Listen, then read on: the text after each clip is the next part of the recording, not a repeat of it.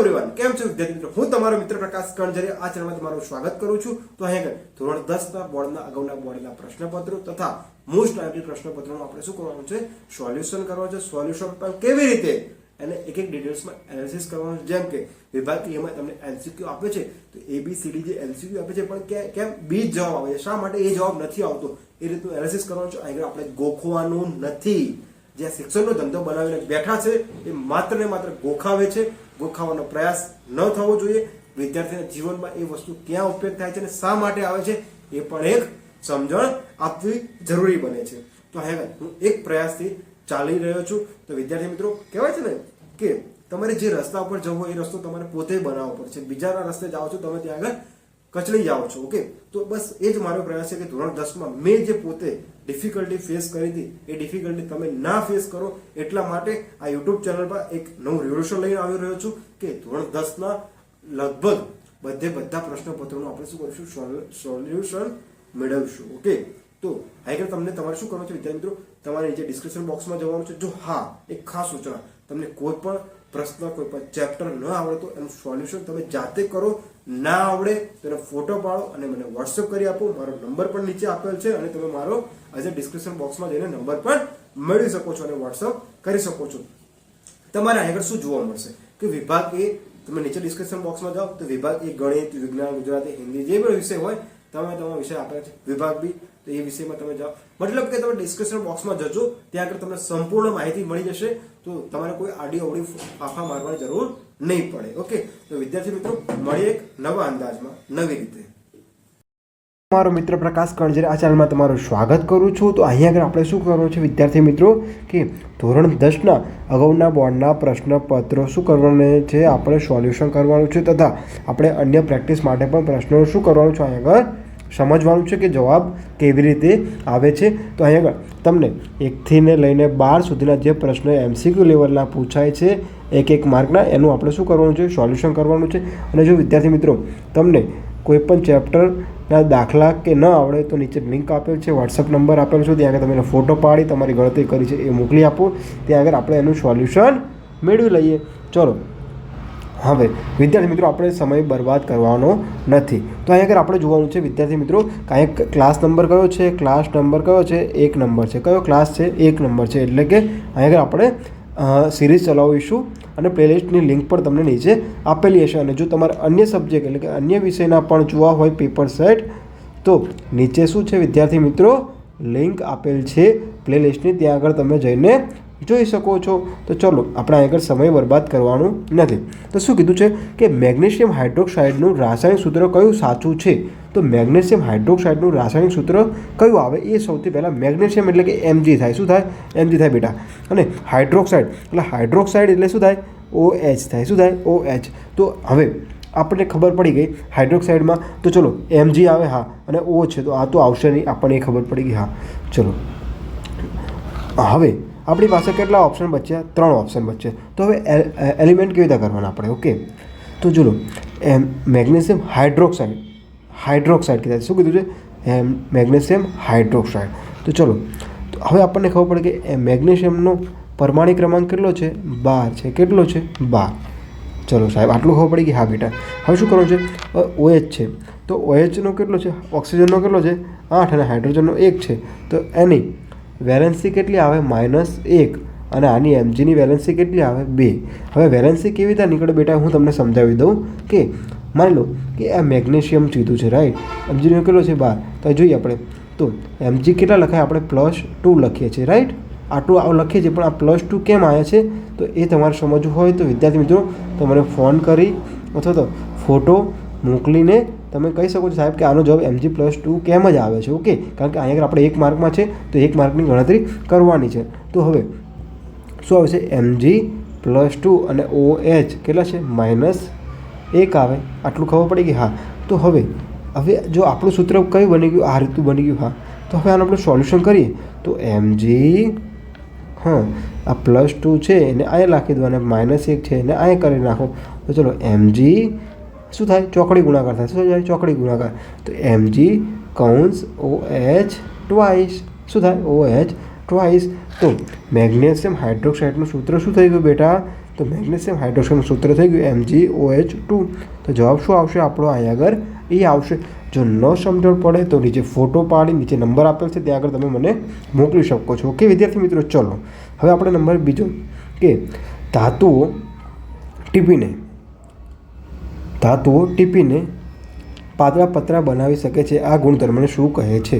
તો ચલો હવે ધાતુ ટીપીને આપણે પાતળા પતરા બનાવી શકીએ છીએ. તો આને શું કહેવાય? જો હવે આપણે પ્રશ્નનો જવાબ જોઈએ કે ટીપાઉપણું એટલે કે આપણે એને લાંબો તાર બનાવી શકાય છે. ધાત્વિક ચમક એટલે જો તમે જો સ્ટીલનો વાટકો હોય તો એ શું કરે? ચમક મારે. શું મારે બેટા? ચમક મારે. તો ચલો હવે આગળ જોઈએ ટકાઉપણું એટલે કે લોખંડનો સળિયો હોય અને એલ્યુમિનિયમનો સળિયો હોય તો આમાંથી સૌથી વધારે કોણ ટકે? કે સાહેબ હાર્યો એ લોખંડનું શું થાય? કાટ લાગે ને તૂટી જાય. જ્યારે એલ્યુમિનિયમનો વધારે સમય ચાલે. શું થશે? વધારે સમય ચાલે. ચલો રણકદાર એટલે કે એમાંથી રણકાર ઉત્પન્ન થાય. તો લાકડામાંથી રણકાર ઉત્પન્ન થાય કે ના થાય? લોખંડમાંથી થાય. હા, તો લોખંડમાંથી અવાજ આવે છે. શું આવે છે? અવાજ આવે છે. ચલો બેટા આટલી ખબર પડી ગઈ. હા, તો આગળ આપણે પ્રશ્ન શું પૂછ્યો છે? ધાતુ ટીપાઈને પાતળા પતરા બનાવી શકાય છે. તો કોને? જો ચમકવાળાને બનાવી શકાય? ના બનાવી શકાય. કેમ? કારણ કે એની ચમક જતી રહે. તણાવપણું? ના, તણાવપણામાં શું થાય? નકરો વાયર બને. શું બને? વાયર બને. અને રણકદારમાં શું બને? કે શું બને? ઘટ બને. વસ્તુ કેવી બને? ઘટ બને. તો જ રણકાર ઉત્પન્ન થાય. હા, તો આપણો જવાબ શું બની ગયો? ટીપાઉપણું. શું થાય છે? ટીપાઉપણું. ટીપીને આપણે શું કરી શકીએ? પતરા લાંબા કરી શકાય. હવે આ ક્યાં જોવા મળે છે વિદ્યાર્થી મિત્રો? જુઓ આ વસ્તુ ક્યાં જોવે? તમારા ઘરની બહાર કે જ્યાં તેલનો ડબ્બો હોય ને, તેલનો ડબ્બાને શું કરે છે? એ લોકો ટીપીને શું કરી દે છે? એક સુપડી બનાવી દે છે. શું બનાવી દે છે? સુપડી બનાવી દે છે. તો અહીંયા આગળ આને શું કહેવાય? ટીપાઉપણાનો ગુણધર્મ. ચલો હવે જોઈએ આપણે પર્ણોના પરરંધ્રો ખુલવાની અને બંધ થવાની ક્રિયાને કાર્ય દ્વારા ખાલી જગ્યા કહે છે. તો જો આ પ્રશ્ન શું છે વિદ્યાર્થી મિત્રો? પર્ણરંધ્રો ખુલવાની અને બંધ થવાની ક્રિયાને ખાલી જગ્યા દ્વારા કહેવામાં આવે છે. તો હવે જો પર્ણરંધ્રો એને શું કહેવાય ઇંગ્લિશમાં? સ્ટોમેટા. ઓકે, આપણે એની જરૂર નથી પણ આપણે સમજી લઈએ શું છે. હવે જો પર્ણરંધ્રોના ખુલવાની અને બંધ થવાની ક્રિયાને ખાલી કહે છે. એટલે કે આ ખુલવું એટલે શું થાય? આ ખુલવું અને આ શું થાય છે? બંધ થવું. તો આ ઘટનાને ખાલી જગ્યા કહે છે. તો જો અહીંયા રક્ષક કોષો આવે કે અધિસ્થ કોષો આવે, સહાયક કોષો અને ઉપરોક્ત તમામ આવે.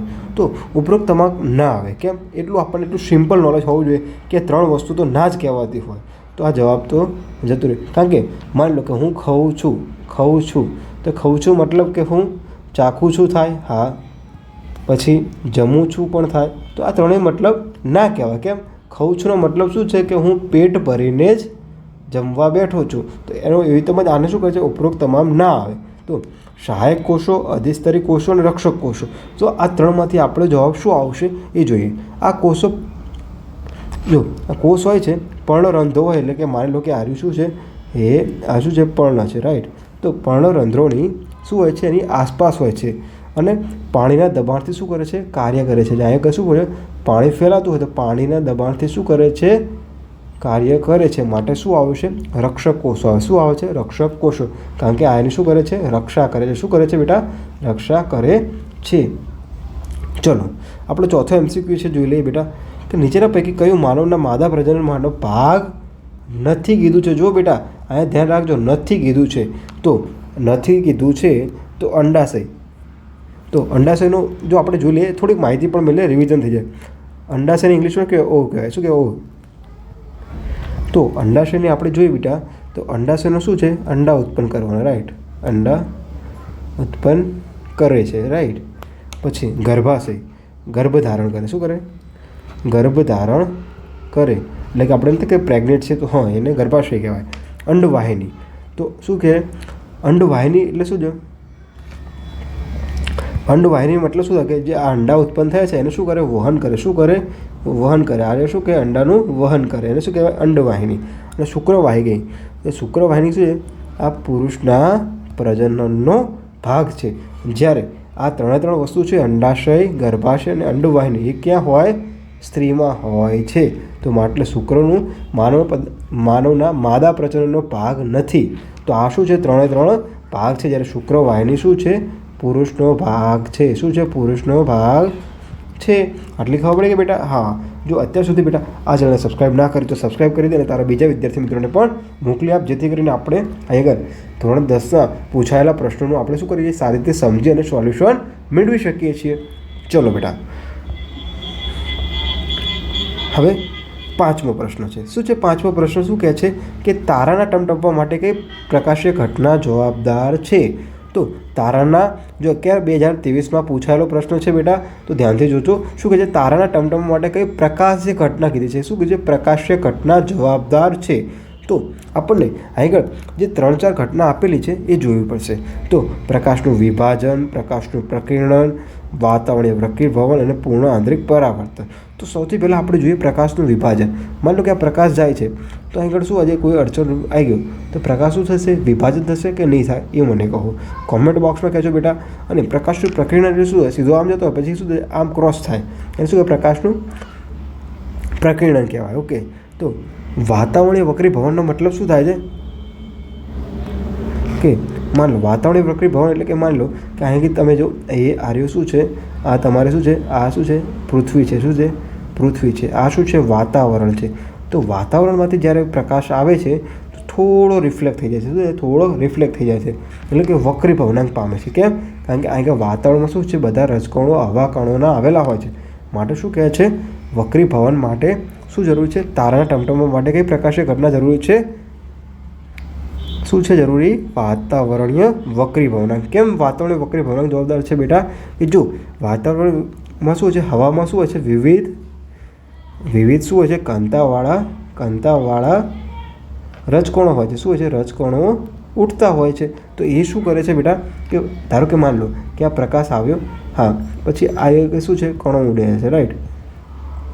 તો કણામાંથી આવશે તો થોડોક અડચણ ઉત્પન્ન થશે ને પછી ભાવ સીધો આવશે. તો અહીં શું છે? શું કહેવાય? વાતાવરણીય વક્રીભવન. શું કહેવાય? વાતાવરણીય શું કહેવાય? વક્રીભવન કહેવાય બેટા. ચલો, તો અત્યાર સુધી બેટા તમે આ ચેનલ સબસ્ક્રાઈબ ના કરી હોય તો સબસ્ક્રાઈબ કરી દેજો અને તમારા બીજા વિદ્યાર્થી મિત્રોને પણ મોકલી આપજો. ચલો, 6થો પ્રશ્ન છે આપણે ગણતરીવાળો આવશે, MCQ. એ જોઈ લઈએ કે 50 હર્ટ્ઝ આવૃત્તિવાળો એસી કરંટ કીધો કયો છે? એસી વિદ્યુત પ્રવાહ 1 સેકન્ડમાં કેટલી વખત દિશા બદલે છે? એટલે માની લો કે 50 હર્ટ્ઝનો કોઈ પાવર જાય છે. આપણે કેટલા હર્ટ્ઝનો છે? 50 હર્ટ્ઝનો પાવર જાય છે. કયું મોડલ કીધું છે? એસી મોડલ કીધું છે. તો વિદ્યુત પ્રવાહ 1 સેકન્ડમાં કેટલી વખત બદલે છે? રાઈટ? તો અહીં આગળ આપણે એ જોવાનું છે. જો અહીંયા DC કીધું હોય તો પણ એનો જવાબ બદલાઈ જાય. ઓકે, તો આગળ આપણને શું કીધું છે પરીક્ષામાં? એસી કીધું છે. શું કીધું છે? એસી કીધું છે. તો ચલો, કશો વાંધો નહીં, આપણે એસીમાં જોઈ લઈએ. તો હા, તો એસી કરંટની આવૃત્તિ કીધી. શું કીધી છે? આવૃત્તિ શું કીધી છે વિદ્યાર્થી મિત્રો? શું કીધી છે? આવૃત્તિ કેટલી કીધી છે? 50 હર્ટ્ઝમાં આવૃત્તિ છે. હવે તમને અહીં બીજો પ્રશ્ન પૂછે કે આવૃત્તિનો એકમ કયો હોય છે? તો શું આવે છે? હર્ટ્ઝ આવે. શું આવે છે? હર્ટ્ઝ આવે છે. ઓકે, હા, કારણ કે આપણે પ્રશ્ન પણ અને રિવિઝન પણ સાથે સાથે કરવાના છે. હવે શું કહે છે? હવે શું છે? આવૃત્તિવાળો એસી વિદ્યુત પ્રવાહ 1 સેકન્ડમાં કેટલી વખત દિશા બદલે છે? તો જો એ શું કરે છે? એક ચક્રમાં કરંટની દિશા શું કરે છે? 2 વાર બદલે છે. માની લો કે આ જાય છે, આ આવે છે, તો દિશા કેટલી વખત બદલી? 2 વખત બદલી. ઓકે, તો માટે શું થશે કે આવૃત્તિ ગુણ્યા દિશા 2 વાર. હવે સાહેબ તમે કહો કે કઈ રીતે ખબર પડે? ચલો, હવે માની લો બેટા, આર્યો માની લો શું છે? સેલ છે. શું છે? સેલ છે. તો સેલ હોય છે તો અહીંયા આગળ શું હોય છે? પોઝિટિવ હોય છે અને નેગેટિવ હોય. તો અહીંયા આગળ શું કરશે? કોઈ પણ પાવર જશે એ શું કરશે? પોઝિટિવથી નેગેટિવ જશે. તો અહીંયા કેટલી દિશા થઈ ગઈ? 1 અને 2 દિશા થઈ ગઈ. ખબર પડી કે હા, માટે અહીંયા કેટલા કરવા પડ્યા? 2. ઓકે, તો આવૃત્તિ કેટલી છે? 50 ગુણ્યા 2. તો જવાબ શું આવશે બેટા? 100 આવે. શું આવે બેટા? 100 જવાબ આવશે. તો આગળ જવાબ માન લો કે અહીં હું તમને કહી દઉં કે 100 હર્ટ્ઝવાળી આવૃત્તિવાળો એસી પ્રવાહ હોય તો એનો જવાબ શું આવે? મને કોમેન્ટ બોક્સમાં કહેજો.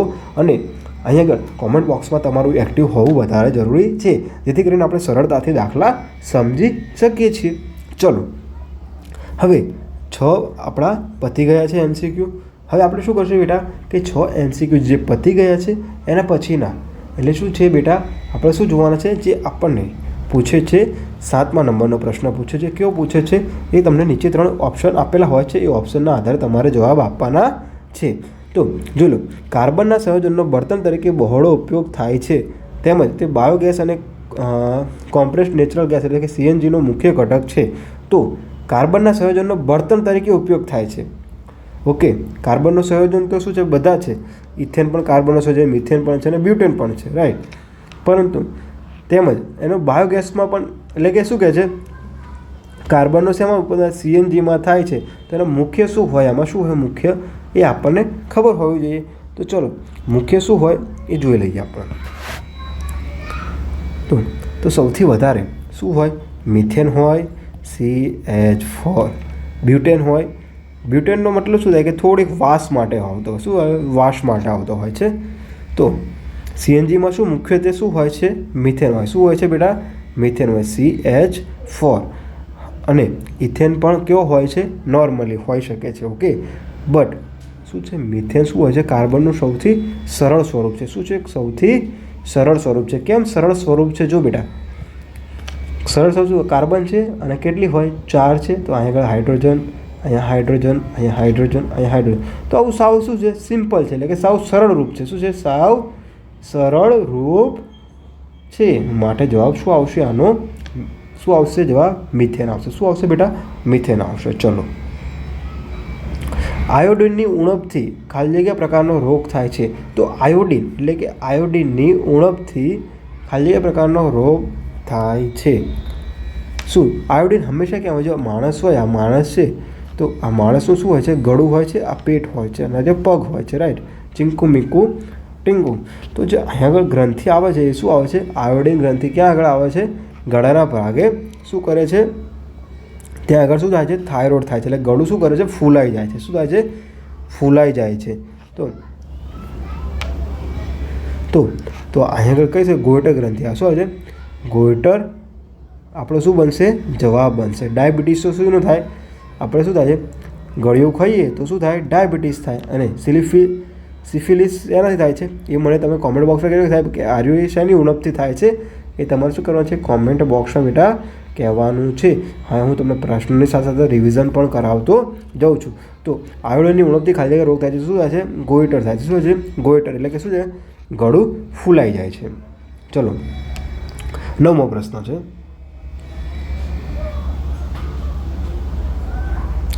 શ્વેત પ્રકાશનું પ્રિઝમ વડે ઘટક રંગોમાં વિભાજન થતાં વર્ણપટમાં રંગ સૌથી નીચે જોવા મળે છે. તો બેટા આનો પ્રશ્નનો જવાબ શું આવે છે, જો શ્વેત પ્રકાશનું પ્રિઝમ વડે ઘટક રંગોમાં વિભાજન થવાતા વર્ણપટમાં રંગ સૌથી નીચે જોવા મળે છે. તો અહીંયા આગળ પ્રકાશનું વિભાજન થાય છે. માની લો કે આ શ્વેત પ્રકાશ, માની લો કે આ શ્વેત પ્રકાશ આવ્યો, અહીં આગળ શું હતો, આપણો પ્રિઝમ હતો. હા, અને શું થાય છે, આનું વિભાજન થાય છે. કેટલામાં થાય છે, 7 રંગમાં, 1 2 3 4 5 6 અને 7. તો અહીં આગળ શું કહે છે, ઘટક રંગમાં શું છે, વિભાજન થતાં વર્ણપટનો રંગ સૌથી નીચે જોવા મળે છે. તો અહીં આગળ શું આવે છે, જાની વાલી પિનારા, રાઈટ. આપણે એ પ્રમાણે યાદ રાખીએ છીએ. તો શું આવે છે, જાંબલી. શું આવે છે, જાંબલી. જવાબ શું આવશે આપણો, જાંબલી. ઓકે, શું હોય છે, આની તરંગ લંબાઈ લેમ્બડા શું હોય છે, ઓછી હોય છે. માટે શું કરે છે, સૌથી ઓછો જોવા મળે છે, રાઈટ. પર્પલ કલર કહી શકીએ આપણે. અને રેડ એટલે કે લાલ. શું છે, લાલ રંગની આવૃત્તિ શું હોય છે, સૌથી વધારે હોય છે. એટલે આપણે સિગ્નલમાં પણ જોવા મળે છે. ઓકે, એટલે આપણે શું છે કે ફોકસ વધારે ક્યાં થાય છે, આપણું લાલ રંગ પર થાય છે, અને ઓછું ક્યાં થાય છે, વાદળી રંગ ઉપર થાય છે, રાઈટ. આટલું ખબર પડી કે બેટા. હા, ચલો હવે 10મો આપણે જોઈશું. એ પહેલાં તમારે વિદ્યાર્થી મિત્રો જો આ ચેનલ સબસ્ક્રાઈબ ના કરજો, સબસ્ક્રાઈબ કરી દેજો અને તમારા બીજા વિદ્યાર્થી મિત્રોને પણ મોકલી આપજો, જેથી કરીને આપણે આ શિક્ષણનો ધંધો ચાલી રહ્યો છે અને આપણે શું કરી શકીએ, બંધ કરી શકીએ બેટા. ઓકે, ચલો. હળદર એ એક સૂચક છે. શું છે, હળદર એક સૂચક છે, કૃત્રિમ, વનસ્પતિ, કુદરતી. તો શું આવશે, કુદરતી આવશે. શું આવશે, કુદરતી આવશે. કેમ કુદરતી આવશે બેટા, કે જો હળદર, હવે તમે આનો પ્રયોગ કરવો હોય તો તમે કરી શકો છો બેટા. કે શું કરવાનું છે, તમે હળદરવાળું શું બનાવી શકો, લિટમસ પેપર બનાવી શકો. એટલે કે હળદર લેવાની છે, પાણીમાં ઓગાળવાની છે, પાણીમાં ઓગાળી એ કાગળ ઉપર લગાડી દેવાની છે અને પછી તમારે એની ઉપર લીંબુ શું કરવાનું છે, લીંબુના ટપકા પાડવાના છે. જો એ લાલ રંગ થાય તો શું હોય, લાલ રંગ થાય તો એસિડ હોય અને ભૂરો રંગ થાય તો બેઝ હોય. આપણને ખબર પડી જાય, આપણને એ પ્રયોગ કરેલો છે. પરંતુ એ શું છે કે હળદર એ શું છે, કુદરતી રીતે છે, એટલે કોઈ એને બનાવી નથી અને કોઈ એવી વનસ્પતિના કેટેગરીમાં પણ આપણે ના રાખી શકીએ. તો હળદર એ ખાલી જગ્યા સૂચક છે, તો શું આવે છે, કુદરતી સૂચક છે. ચલો 11મો પ્રશ્ન જોઈ લઈએ કે મનુષ્ય એ પાચન ક્રિયા સાથે સંકળાયેલું અંગ કયું છે. તો મનુષ્યમાં એ પાચન ક્રિયામાંથી સૌથી સંકળાયેલું અંગ કયું છે. તો અહીં આગળ મનુષ્યના પાચન તંત્રમાં લસિકા છે, યકૃત છે અને ફેફસા છે. તો જો યકૃતનું કામ શું છે, યકૃતનું કામ શું છે, પિત્ત રસ ઉત્પન્ન કરે. શું કરે છે, પિત્ત રસ બનાવે છે. જે પિત્ત રસ બનાવીને શું કરે છે, ચરબીનું પાચન કરે છે. શું કરે છે, ચરબીનું શું કરે છે, પાચન કરે છે. કેમ ચરબીનું પાચન કરે છે બેટા, કે તમે જે ઠૂસો છો, વડાપાઉં, દાબેલી, પીઝા, એ બધું શું કરે છે, ચરબીમાં વધારો કરે છે. અને ઘી, દૂધ, દહીં, છાશ એમાં પણ ચરબી વધે, તેલમાં પણ વધે તો એ ચરબીનું શું કરે છે, પાચન કરે છે. કોણ કરે છે, યકૃત. તો જવાબ શું આવશે આપણો, યકૃત. ફેફસા શું કરે છે, ફેફસાનું કામ શું છે, શ્વસનનું કામ છે. શું છે, શ્વસનનું. અને લસિકા ગ્રંથિ છે કે લસિકાનું કામ શું છે, રોગ પ્રતિકારકતામાં મદદ કરવા માટે. શું કરે છે, મદદ કરવા માટે ઉપયોગ થાય છે. તો અહીં બેટા આપણને આટલી ખબર પડી કે હા સાહેબ.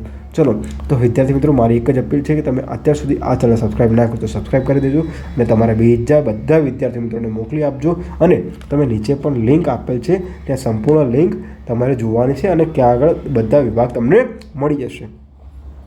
ચલો મગજનો શું છે, 12મો પ્રશ્ન શું છે આપણો, મગજનો ખાલી જગ્યા ભાગ શું છે, સોરી વિદ્યાર્થીઓ, ખાલી જગ્યા ભાગ એ શીખવાની ક્રિયા માટે જવાબદાર છે. તો મગજનો ખાલી જગ્યા ભાગ શું છે, મગજને શીખવાની ક્રિયા છે. માની લો કે 2 + 5 કહું તો 8 આવે, તો આ મગજ ક્યાં આગળ એક્સેપ્ટ કરશે એ તમારે મને કહેવાનું છે. અગ્ર મગજ, મધ્ય મગજ ને પશ્વ મગજ.